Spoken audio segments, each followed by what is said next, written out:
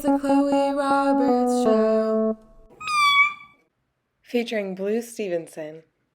We had to know I was gonna just absolutely fumble on the first episode. So I was told that you could not you could hide your camera, that you could rearrange the videos of Zoom after you record. Unfortunately, I decided to hide my camera because I was getting distracted by like looking at myself rather than like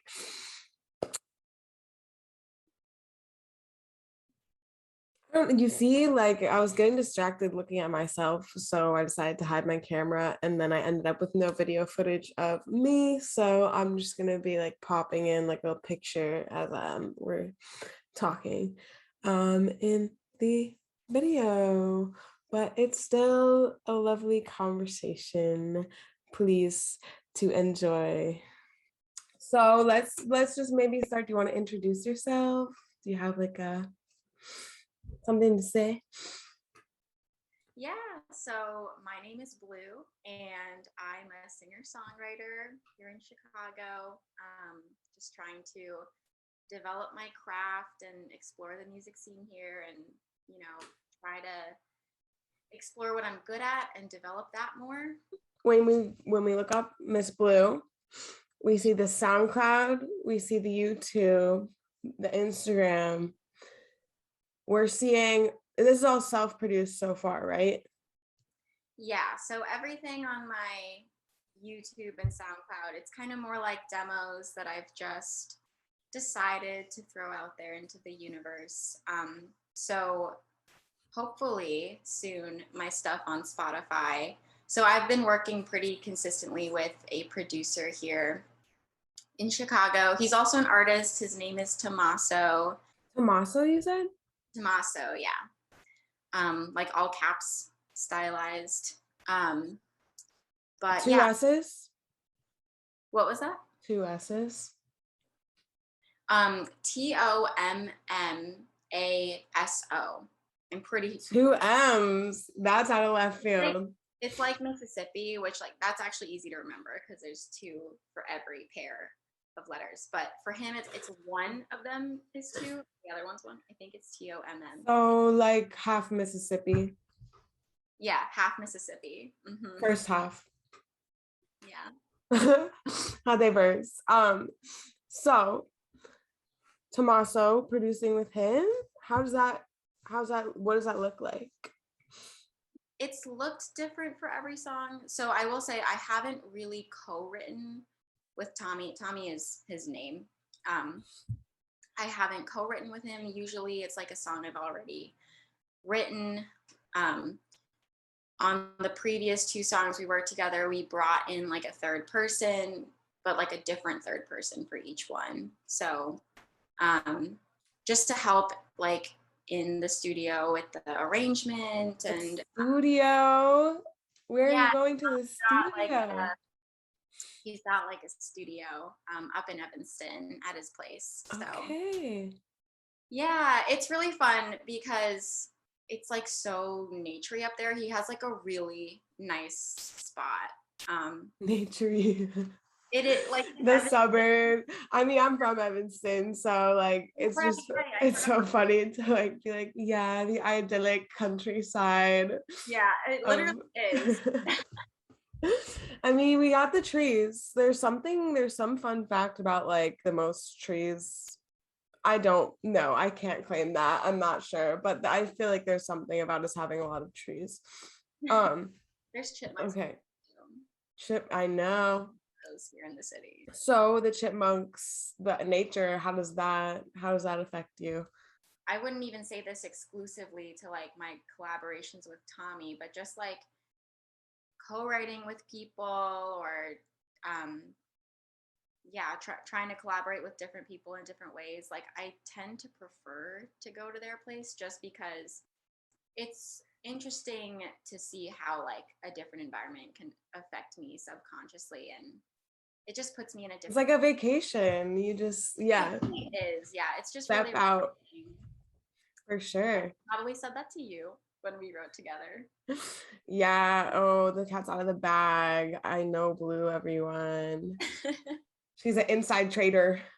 I didn't know I was supposed to keep it. No, obviously not. Obviously not a secret.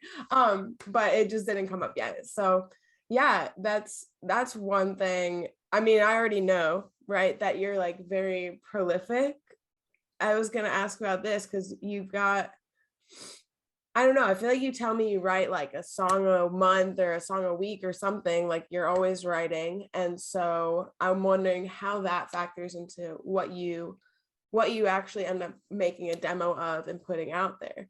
Yeah, I really believe in like a quantity over quality approach with songwriting. So there have been many occasions where I just like push out a song that is literally so bad that it's like painful to sing The way you said of. push out and painful is giving constipation. I don't want to Oh, put that on your art, but I have to. She my said, head was going like giving birth. oh, for sure, for sure. Like I do it in a way. I'm Yeah, sorry. so, I've had diarrhea. My mind is on the poopy. Okay, she's birthing. It's painful, but it's worth it. It's beautiful. yeah, yeah. So I try to write as many songs as I can. I've been on sprints before of like writing a song every day. That's not how I operate. Like every day. Every day. It's just like sometimes I'll get on a sprint. I typically write at least one a week. Woo!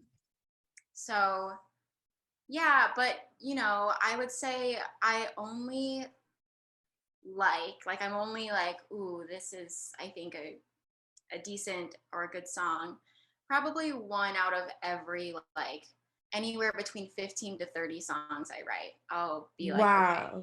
It's a very different emotional experience depending like what the quality of the song is in my opinion. So if I'm writing something that I think is good, it's like a really just like thrilling afternoon. Like I'm just excited, I'm dancing, I'm like just excitedly pacing around my apartment thinking of lyrics or whatever. And then, you know, but a lot of the time it's just me going like, okay, Blue, just get through this song. Like you can do it. Cause you know, it's not always. Yeah. And then do you have a number? Do you know how many you have?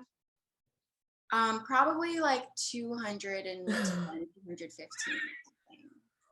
Wow. This is going to be like, this is morbid, but like when you die and they discover the Blue Stevenson files, they're going to be like posthumously like releasing an album every year for 30 years.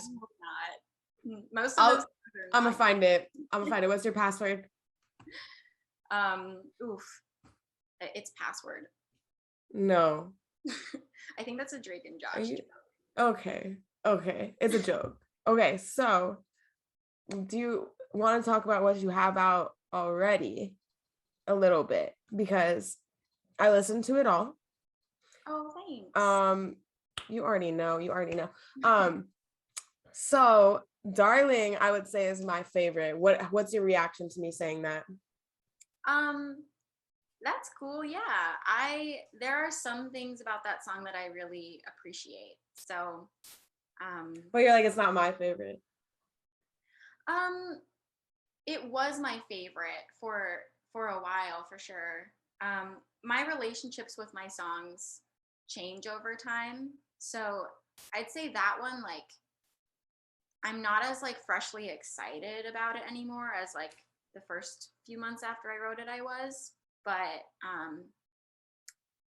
it is a special song to me because like the chord, just what happened in the chords was like such a like cool surprise to me. Wait, what's the surprise in the chords? Should we put it on?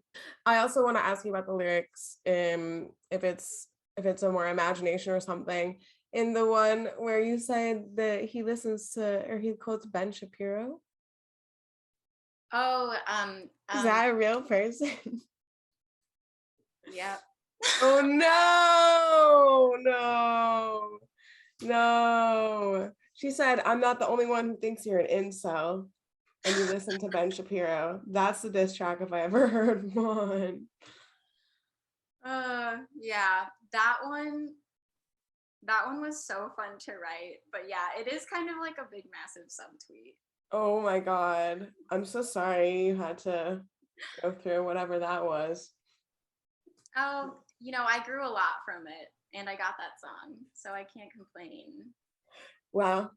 Yeah. So yeah, use that for sure. And I remember you had, I think the first night we met, did you play a song like someone having a tiny dick? Like, was that along the lines? Oh, like I'm burning down the NSA. Yes, yes. My butthole. Yeah. Yeah. Wait, what's the butthole line? I'm burning down the Let me NSA. say. Mhm. They have a picture of my butthole. Exactly. Yeah. Yeah. Per. Song. I feel like I gotta provide some context.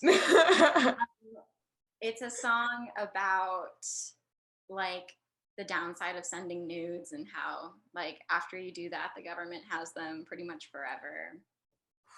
And And mine are on the cloud, and the probably, government has them. Yeah. yeah.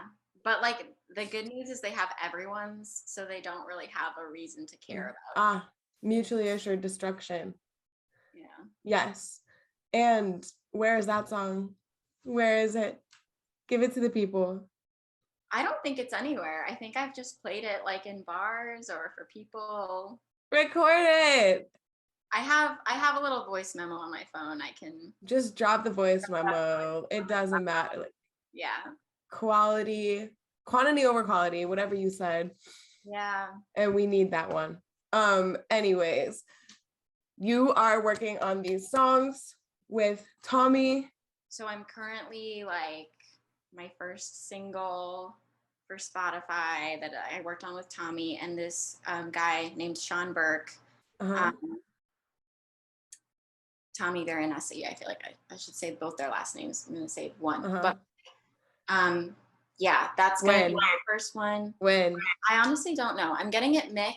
So like soon, I gotta figure out like cover art, and I gotta figure out like how to be a person and put my stuff on Spotify. Sure, sure, but it could be within the month. It'll be this year. I mean, No, by don't do that. It's only the 5th month of the year. oh no, I'm saying like for the release process. I just think it's gonna be one of those Okay. things where because I've never done it, there's gonna be a lot of like moving pieces to like fit together. Um, so I just think it might take a little What take a little longer. what pieces? What pieces? I don't know. I haven't noticed yet, so I think it's gonna be like, oh, I have to do this. Oh, I have to do this, and then like the second time, Yeah, I'll know. that's true. I feel like once you're like trying to do something right, you go one step and you're like, oh, I need to do these 10 things in order to complete this. So I feel that. I get it. Yeah. But I also feel like there's a way you could charge ahead and have a summer single. Yeah, I mean, I'm definitely hoping to have it out by this summer for sure. Okay, awesome. And then you've got 2 more you're producing. Are you planning on releasing them all as singles, or are you like dreaming of an EP or an album? I want them to be on an EP. I might release like one or two more as singles along the way. But the intention is like I'm doing like 4 or 5 songs with Tommy, and we're trying to make it like a packaged EP, including the single Yeah. trying to release this summer. Cool. And then you say some of your inspirations or like Sasha Sloan, Melly Martinez, Gabrielle Aplin. They have sort of a, I want to almost say like EDM feel, like they have some beats, some electronic beats, right? So is that something you're looking to have in your sound too with the songs you're producing, or is it a little bit different from that? So here's the deal with me and my sound. I'm very much like exploring what that is still, because also the beat aspect of those artists you just mentioned isn't like the only thing I find really inspiring about their art. So I listen a lot to like female singer-songwriters who tell very like vivid, honest, almost straightforward, like emotional storytelling. Totally. Um, because I'm really passionate about like saying something in a way that's interesting but easy to understand, but also simple, um, and like keeps you on your toes the whole time. So like the beat, the kind of like the production can definitely help serve that purpose.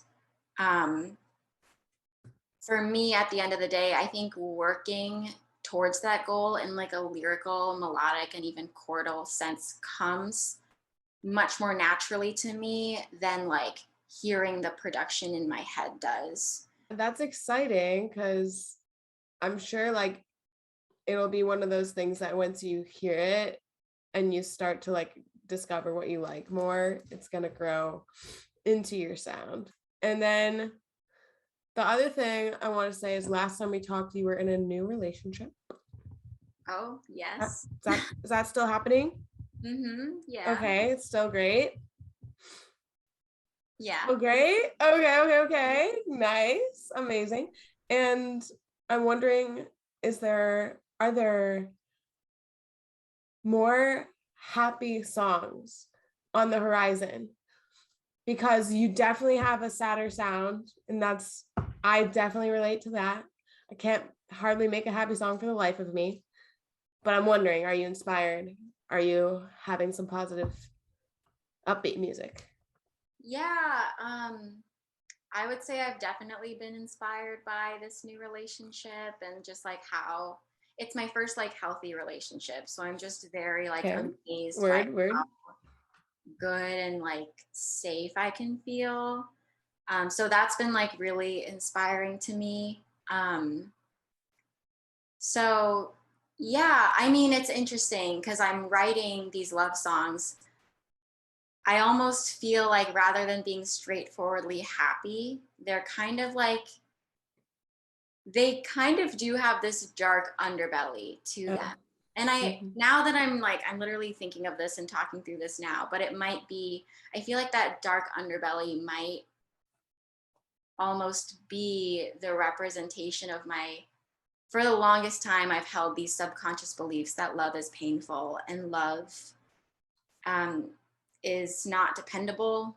And so I think like in these songs I've been writing lately, it kind of draws on the contrast between like what I've expected love to be my whole life and like what this love is and like what is actually like the way I've been wrong about it. Right. I get this like it still sounds a little dark. I definitely have some dark kind of like melodic tendencies. I think because I just listened to really emo music in 8th grade and that just like never left me or something. But like It's a powerful formative I don't know. time. It's interesting to me. I've definitely been writing different songs these past few months. Yeah. No, that makes a lot of sense. It's not like a full celebration. It's also kind of like mourning the fact that it's like you had to go through what you had to go through to get there, right? Yeah, for sure. It's like the reason I recognize how good it is because of like, how bad it's been. It's rough out here. It's really rough, unfortunately, but you are a beacon of hope. Okay.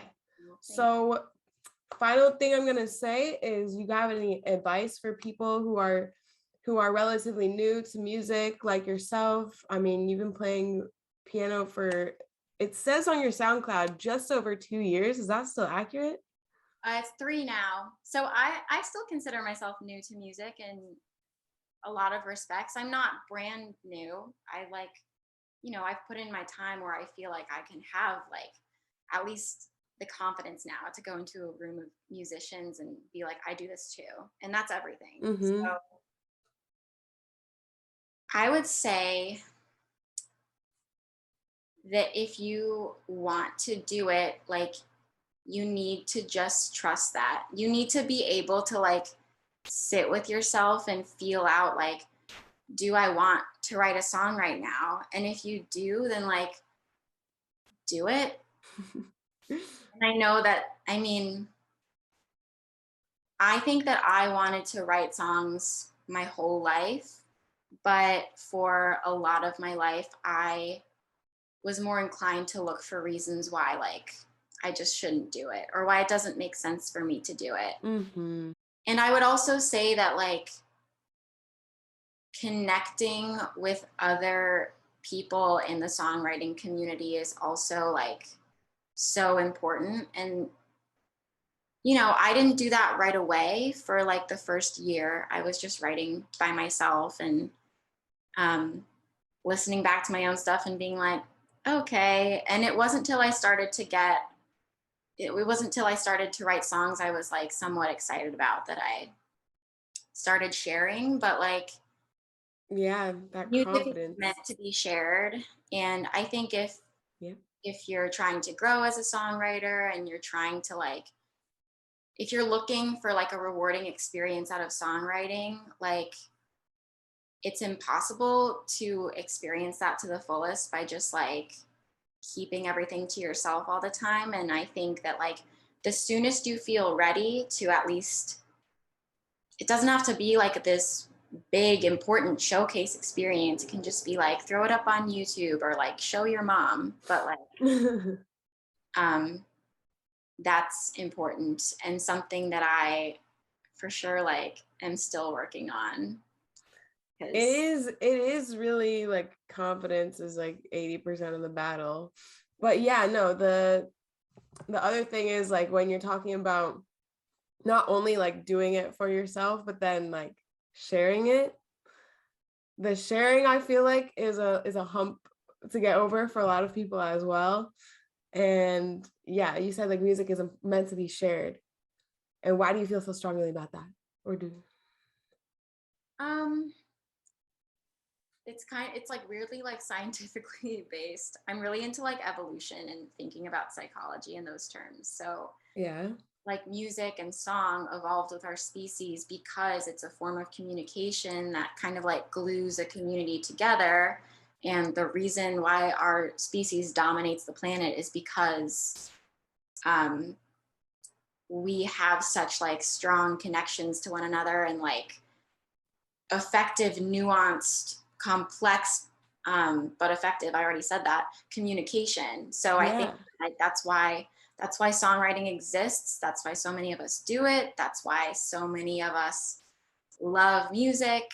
Um, Wow. so it's like almost feels unnatural to have a song that really resonates with me and like to not feel the urge to share it. Totally. Oh my God, it's within us. Mm-hmm. Yes. Connection, community. That's so true. And like you feel that like at a concert, you feel that anywhere, like listening in your car, you're like, I'm right there with you. Yeah. No, it's Beautiful. really cool. Yeah. Beautiful. Yeah. All right. Well, any final things you want to say?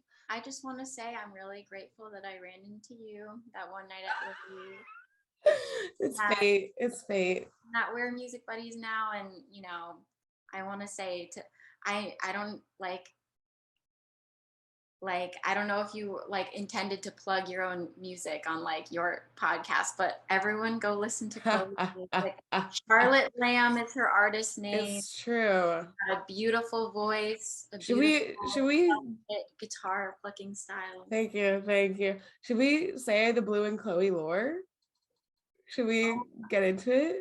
The Blue and Chloe lore. We should. Just Wait, did you just use the word lore like randomly just now? Or I feel like I say lore a lot. Like I feel like okay, there's a community of people who are overusing lore lately. okay. I didn't Yeah. I know or like you. Yeah. um so yeah, like backstory world building. Yeah. So I played at this bar, Lily's, and then I went back like a week later to do an open mic. I forget because I think the bartender too, who now I forget his name. He has James. James. Yeah. James. Um he might have said there was like an open mic. I don't remember. So I come in, you're talking to James, and then you're like, yeah, we're like, it's an open mic. And then you're like, oh, I live really close. Like, wait, no, Yeah. I needed a guitar. I lent you. Wait. Because I brought my shitty guitar that I made in high school with my own two hands. It was not properly grounded, so it had a buzz. I was like, I don't care. But you were like, I literally live 2 blocks away. I have a guitar, and do you want to use it? I was like, I guess, yes, please. And then is that how we were like, wait, fuck, why do you have a guitar? You're a musician. Maybe. Yeah, I ran across the street, got you a guitar. I also have my ukulele. Yeah. That's also because then I just hopped up there and did the. I feel like this story is so fragmented because I forgot, but yeah. Anyways, so we met at a bar at an open mic, just connected, just community. I can't believe you ran to get me your guitar still. That's crazy. You're just like, I got you. It was nothing. So sweet. And then yeah, we got together to write a song soon after, and then we found out that we have hella mutual friends like a year later. Yeah. Cute. Inevitable. But yeah, thank you for your time. I really hope this turns out like good, but it is the first time. So look, put your expectations to the bottom. It was so fun though. Thank you. Yeah, thank you. I had fun too. Okay, I hope I see you soon.